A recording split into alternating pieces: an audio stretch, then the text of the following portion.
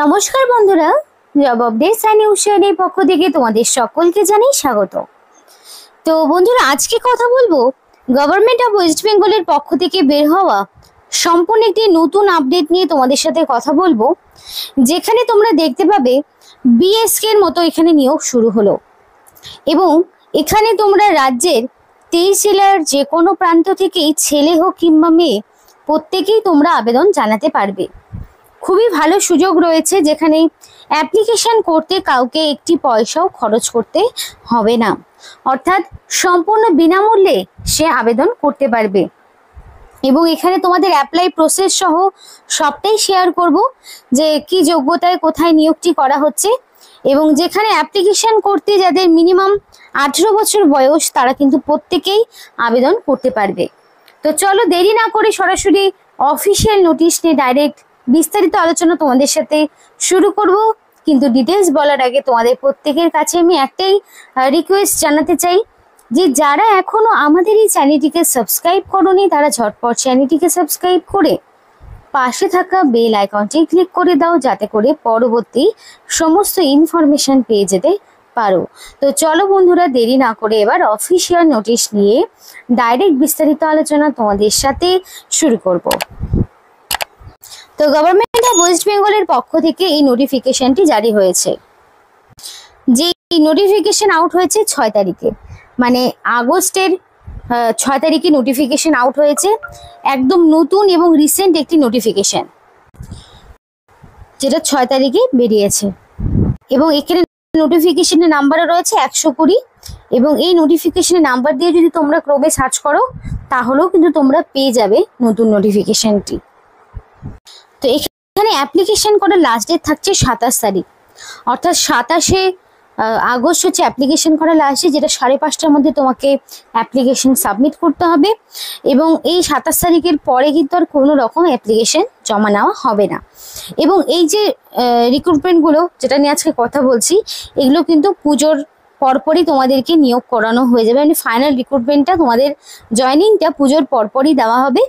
আর এখানে যারা ভিডিওটি এখন বর্তমানে দেখছো তারা কাইন্ডলি তোমাদের জেলার নাম আমাদেরকে কমেন্ট করে জানাও, তাহলে তোমাদের জেলায় থাকা কোন কোন পোস্টে মানে বিএসকে এর কতগুলো ভ্যাকেন্সি রয়েছে এবং কোন কোন জেলা থেকে বিএসকে নিয়োগ শুরু হয়ে গেছে, সেগুলো নিয়ে কিন্তু আমরা তোমাদেরকে ডিসকাস করতে পারবো বা তোমাদেরকে জানাতে পারবো।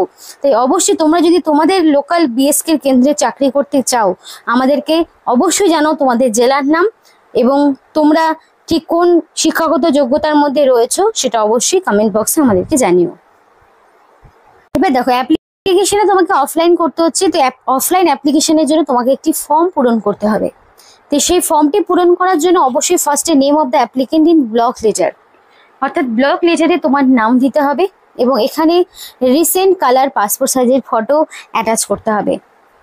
আর এখানে তোমাদের একটা কথা বলতে চাই, যে তুমি তোমার নাম, বয়স যা কিছু দেবে সেটা যাতে তোমার মাধ্যমিক বা তার সমতুল্য পরীক্ষার অ্যাডমিটে এক্স্যাক্টলি তোমার যা নাম বা বয়স রয়েছে সেটাই দেওয়ার চেষ্টা করবে।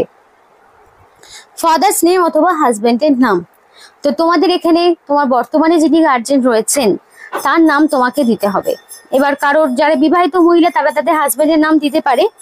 তো এখানে যারা অবিবাহিত রয়েছে মেয়েদের ক্ষেত্রেও যারা তাদের বাবার নাম দেবে, ছেলেরা তো বাবার নামই দেবে। তো বর্তমানে যিনি গার্জেন রয়েছেন তার নাম তোমাকে দিতে হবে। আর ফটোটার ক্ষেত্রে অবশ্যই সাইন থাকতে হবে ফটোর নিচে। প্রেজেন্ট অ্যাড্রেস, পার্মানেন্ট অ্যাড্রেস দুটো অ্যাড্রেস রয়েছে। কারোর হয় যে দুটো অ্যাড্রেসই সেম, আবার কারোর হয় দুটো অ্যাড্রেস ডিফারেন্ট। তো যদি তোমাদের সেম অ্যাড্রেস হয়ে থাকে তাহলে অবশ্যই প্রেজেন্ট অ্যাড্রেসের ঘরে তোমার ভিলেজের নাম, পোস্ট অফিসের নাম, পুলিশ স্টেশনের নাম, ডিস্ট্রিক্টের নাম, পিনকোডের নাম, ওভারঅল সম্পূর্ণ ইনফরমেশন তোমাকে দিতে হবে। আর যদি তোমাদের অবশ্যই পিনকোডটা থাকবে। আর পার্মানেন্ট অ্যাড্রেসের ঘরেও সেম ভাবে village, post office, police station, district, pincode সবটাই দিতে হবে। ডেট অফ বার্থ মাধ্যমিকের অ্যাডমিট দেখে তোমার ডে মান্থ ইয়ার হিসাবে তোমার ডেট অফ বার্থটা লিখে দেবে।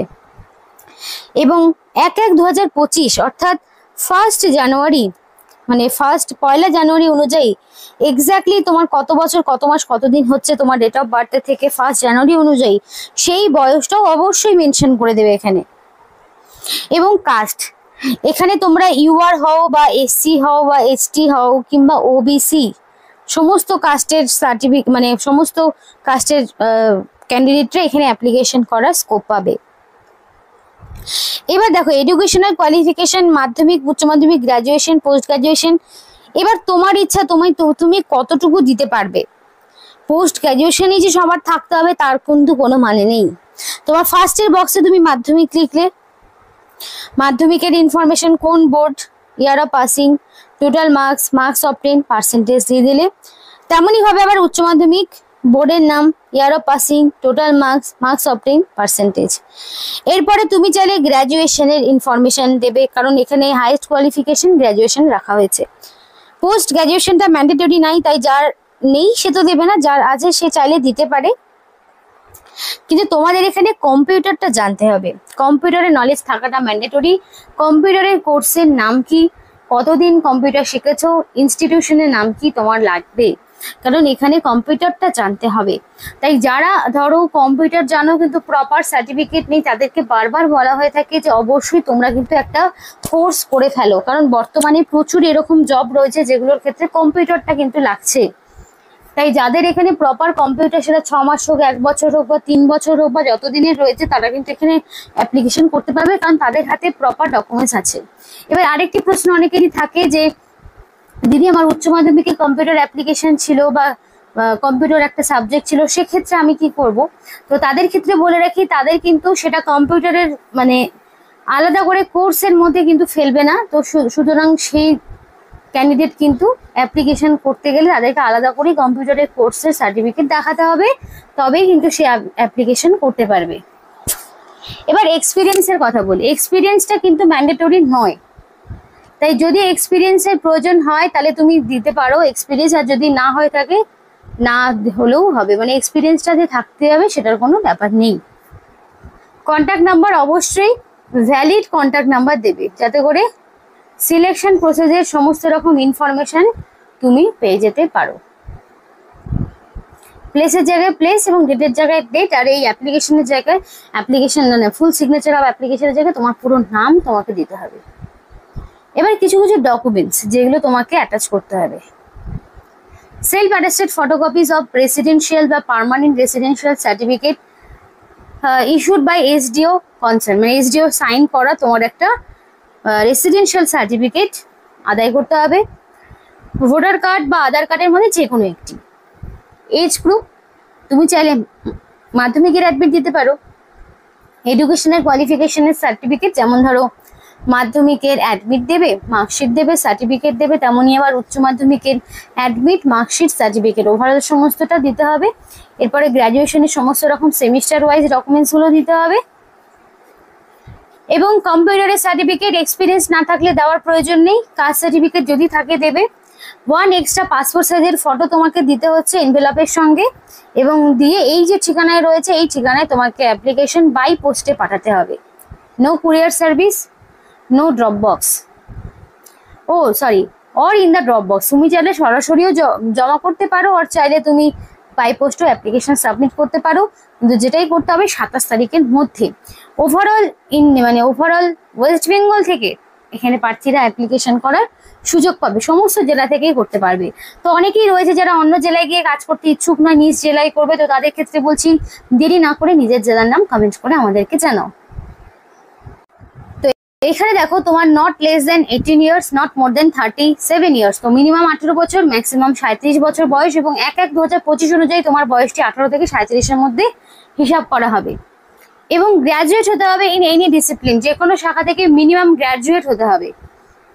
কম্পিউটার অ্যাপ্লিকেশন জানতে হবে এবং মিনিমাম টাইপিং স্পিড 30টা ওয়ার্ড পার মিনিটে, এবং অবশ্যই তোমাকে মিনিমাম এক্সপিরিয়েন্স যদি থাকে ভালো, যদি না থাকে 1 বছরের ন্যূনতম এক্সপিরিয়েন্স হলেও ভালো হয়। এবং এখানে কিন্তু তোমাদের ডাটা ম্যানেজার পোস্টে নিয়োগ হচ্ছে, ডাটা ম্যানেজার পোস্টে তোমাদেরকে নিয়োগ করানো হচ্ছে, যেখানে তোমাদের ইন্টারভিউ থেকে 10 নম্বর রয়েছে, ইন্টারভিউর মাধ্যমে তোমাকে সম্পূর্ণ নিয়োগ করানো হবে। যদি আরো ফার্দার ডিটেলস জানতে হয় তাহলে অবশ্যই www.jalpaiguri.government.in এই যে অফিসিয়াল ওয়েবসাইটটি দেখছো, এই অফিসিয়াল ওয়েবসাইটে তোমরা কিন্তু ভিজিট করতে পারো। পোস্ট ডিটেলস বা আরো কিছু জানতে হলে বা অ্যাপ্লিকেশন ফর্মটি ডাউনলোড করতে হলে অবশ্যই এদের অফিসিয়াল ওয়েবসাইটে ভিজিট করো। তো এই পোস্টের ক্ষেত্রে পার মান্থ তোমাদের কিন্তু 20,000-এর মতো স্যালারি দেওয়া হবে, 20,000 টাকা পার মান্থ, এবং তারপরে বছর বছর সেগুলো বাড়তে থাকবে। তো এই ছিল আজকে সম্পূর্ণ ভিডিও। ভালো লাগলে অবশ্যই লাইক এবং চ্যানেলটিকে সাবস্ক্রাইব করে আমাদের সাপোর্ট করো, আমাদের সাথে থেকো, পাশে থেকো। আর ভিডিওটি সম্পূর্ণ দেখার জন্য তোমাদের সকলকে জানাই অসংখ্য ধন্যবাদ।